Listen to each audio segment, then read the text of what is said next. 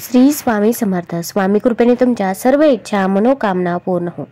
दुःख आणि त्रास संपतच नसेल तर हे 7 उपाय आवर्जून करावे। भरपूर वेळा आपल्या आयुष्यामध्ये अडचणी, अडथळे आणि संकटे काही संपायचं नाव घेत नाही। अशा वेळेस तुम्ही हे उपाय करायला सुरुवात करा। अगदी साधे आणि सोपे उपाय आहे की जे कोणी पण करू शकेल आणि हे उपाय करण्यासाठी जास्त वेळ देखील लागणार नाही। कापूर जाळायला सुरुवात करा।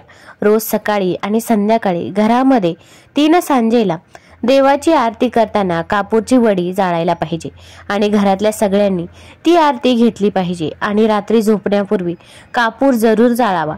यामुळे दुःख आणि त्रासातून आपली सुटका होत असते। अगदी छोटासा आणि साधा उपाय आहे जो आपण आरती करताना करू शकतो। दुसरा उपाय म्हणजे हनुमान चालीसा वाचायला सुरुवात करा। रोज 3 सांजेला देवाला दिवा अगरबत्ती लावल्यानंतर मनापासून आणि शांतीपूर्वक हनुमान चालीसा वाचा।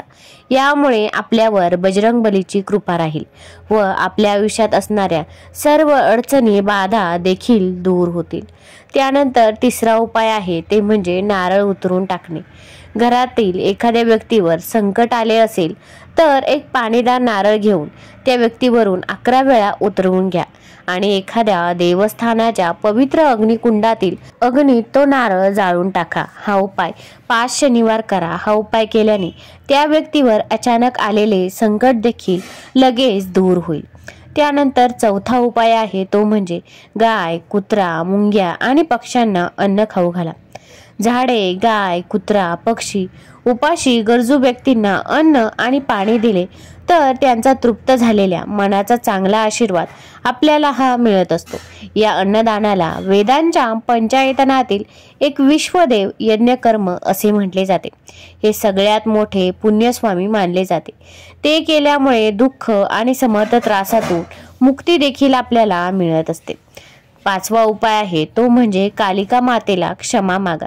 जर तुम्हाला मानसिक त्रास आणि ताण किंवा एखादे संकट आले असेल तर शुक्रवारी माता कालिका देवीच्या मंदिरात जाऊन आपल्याकडून जाणते अजाणते पण झालेल्या सर्व पापांची क्षमा मागा। 5 शुक्रवार हा उपाय केल्यास सर्व संकटे नक्कीच दूर होतील। त्यानंतर 6वा उपाय आहे तो म्हणजे जल अर्पण करा। एका तांब्याच्या भांड्यात पाणी घ्या, त्यामध्ये लाल चंदन मिसळा। ते तांब्याचे भांडे रात्रभर आपल्या उशाला ठेवून झोपावे। सकाळी उठून सगळ्यात आधी ते पाणी तुळशी मातेला अर्पण करा।